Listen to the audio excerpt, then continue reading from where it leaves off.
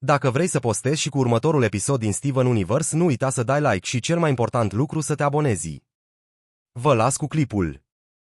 Acum 5 ani, 4 brațe luptă cu Malware, un galvanic mecamorf roșu. Deși 4 brațe pare să câștige, Malware reușește să smulgă Omnitrix-ul și să-l dezactiveze temporar, transformându-le pe 4 brațe în Ben.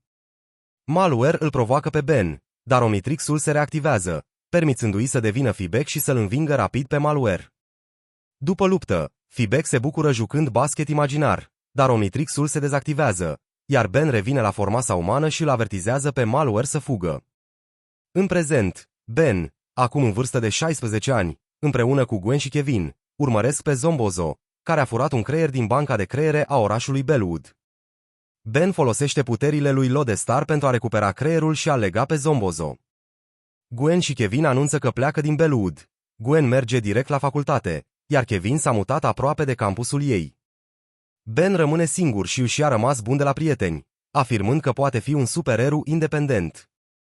Mai târziu, Ben vizitează baza instalatorilor pentru informații, dar Kyber folosește Nemetrix-ul pe câinele său, transformându-le în Crabdozer, care distruge o clădire.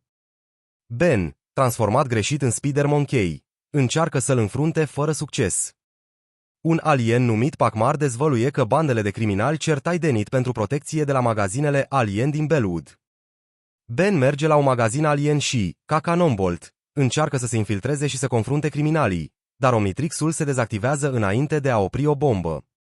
Un nou personaj, Rook, un plumber trimis de Max, îl ajută pe Ben să dezamorseze bomba și să captureze criminalii. Inițial reticent, Ben începe să colaboreze cu Rook. Transformându-se într-un nou alien, Blockcase, Ben încearcă să scoată bomba într-o clădire abandonată, dar criminalii îl atacă.